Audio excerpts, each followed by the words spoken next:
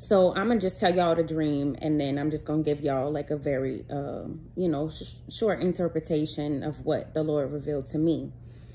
So in the dream, there was like a really big storm coming, right? Now, I'm from Louisiana, and so in Louisiana, our natural disasters are hurricanes, right? And so I knew that it was some kind of big storm that was coming, and so it was almost like the Lord associated it with a hurricane, just like to make it, understandable to me. So it's a really big storm that was coming, but it was like I already had reservations for like a place that was basically prepared for me.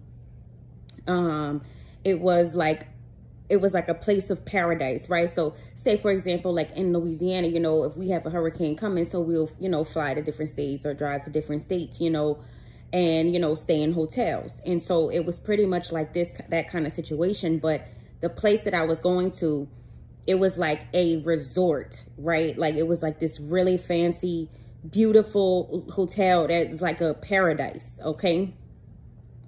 And at the time, like, I was going to be going with, it's funny because it was my ex, but the Lord had him in the dream specifically because of what his name is. His name is Joshua. And so, which is, the Hebrew name for Jesus, right? And so, basically it was going to be me and him, and we already had these reservations. Like, we didn't pay for anything. Like, it wasn't it was like already paid for.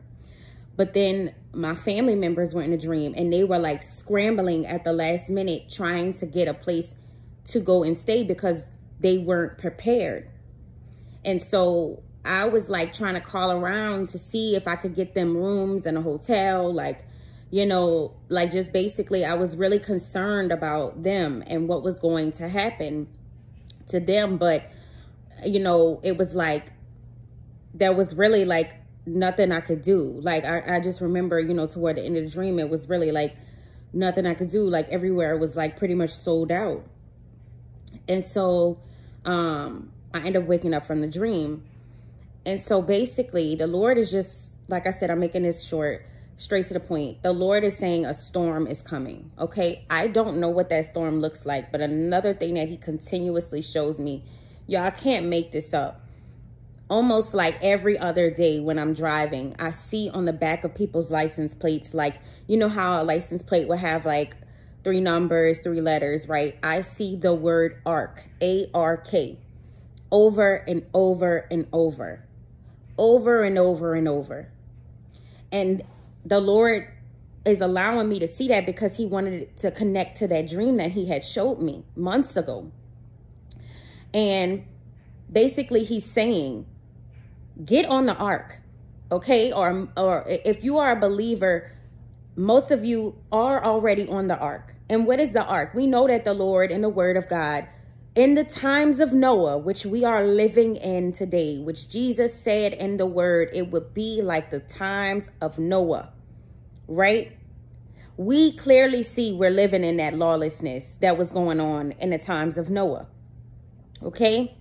And so Jesus is saying, get on the ark.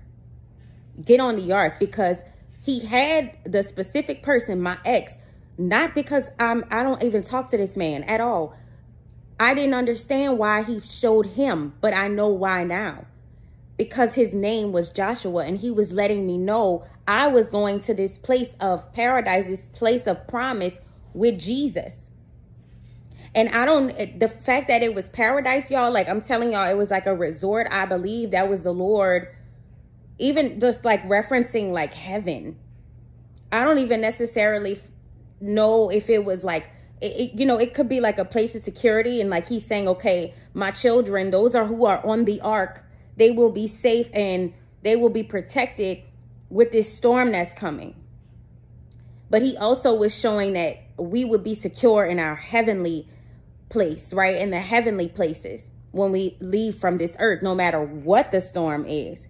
So even if it was a storm, Jesus that would, potentially even affect believers and make us, like make believers pass away or whatever. Jesus said they could kill the body, but they cannot kill the soul. And so he's letting us know, get on the ark. And it was so significant that he keeps showing me ark on these people's license plates, because my family was scrambling at the last minute. And look at what goes on. Look at the story of Noah. He brought on his family. And so it was like I was trying to secure a place for my family, but the Lord was trying to show me they got to secure a place for themselves. And so family, us getting people on the ark is literally us continuing to proclaim the gospel without apologetics. Proclaim the gospel without watering it down. God is very serious right now. He is coming to judge. He is coming to judge. And many of us have been silent for too long as his believers. And this is why the people will be scrambling. Because those that he has appointed and anointed with the truth are not speaking out against it or are watering it down. The Lord has prepared a place for us, and he's going to be with us wherever we go and whatever this storm is, because you best believe it's coming. You best believe it's coming. But you want to do your due diligence by trying to get as many people on this ark as you possibly can. And the only way you're going to do that is by making sure their soul is secure in Jesus, leading them to the truth and not a watered down version of the gospel.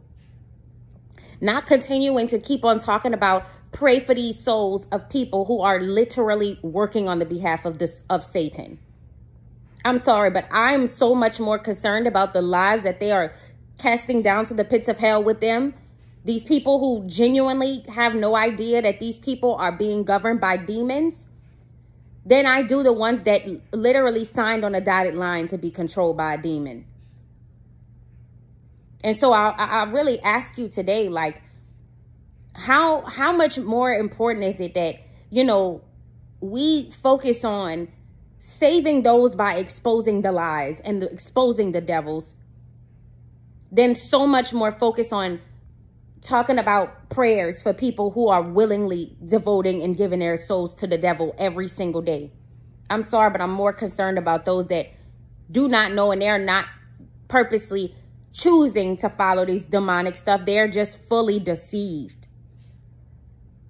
And so I just encourage you, family, speak out and do what the Lord has instructed you to do, because we are living in very, very perilous times, and the Lord is coming. The Lord is coming, and he is saying, get on the ark. Have a blessed night.